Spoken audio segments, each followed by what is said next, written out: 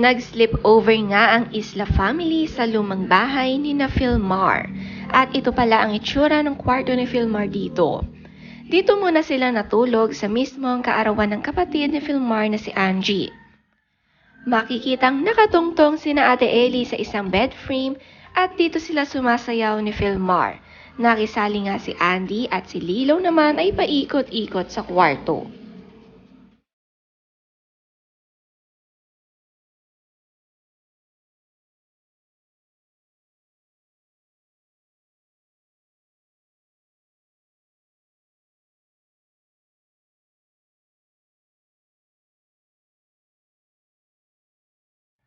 Nagaon sa kadi gaw.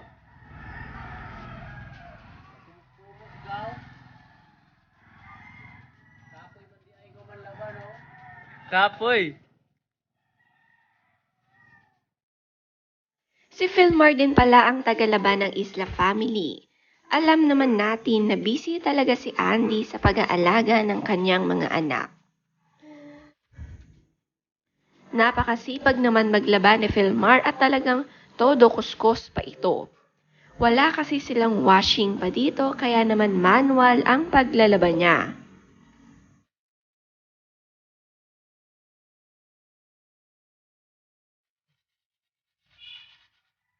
Gapas to tahod sa manok gaw.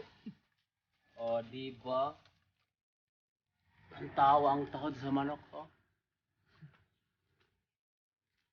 Perfect. Kaya pag free time ni Philmar, dito siya sa kanyang motor at katulad ng ibang lalaki ay mahiling magkutkot o magayos ng kanyang motor pag walang ginagawa. Ito ang madalas na libangan nila.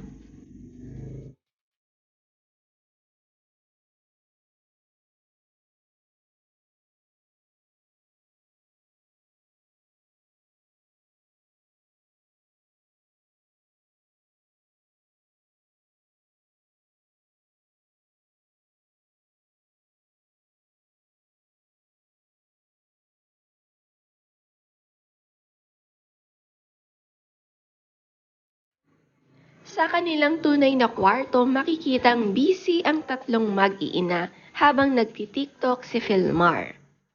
Si Andy ay inaayos ang cellphone ni Ate Ellie, habang si Lilo ay nakikigaya rin.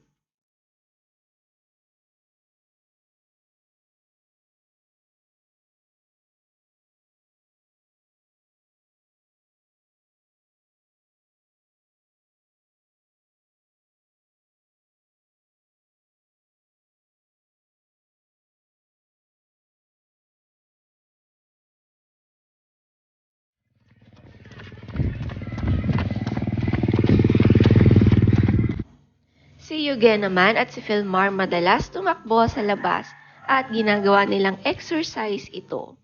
Napakalayo ng kayang takbuhin ni Philmar. Kailangan kasi malakas ang kanyang stamina at lumakas ang mga binti. Ganon din naman si Yuge.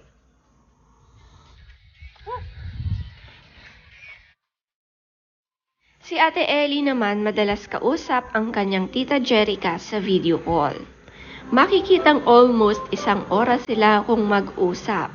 Namimiss din niya talaga ang kanyang tita. Of course, ang isa rin niyang tita na si Tita Stevie, nakakausap din nila ni Lilo. Miss na ni Tita Stevie ang dalawang magkapatid.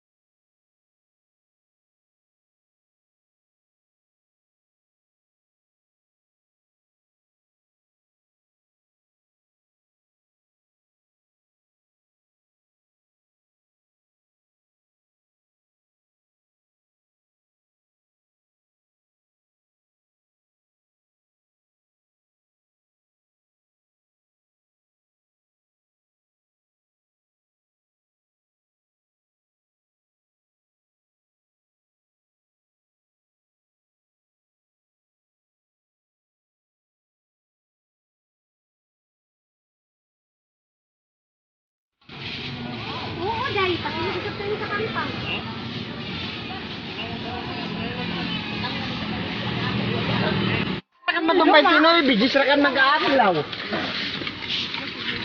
Ayaw na, kaglimpyo, kalimpyo na.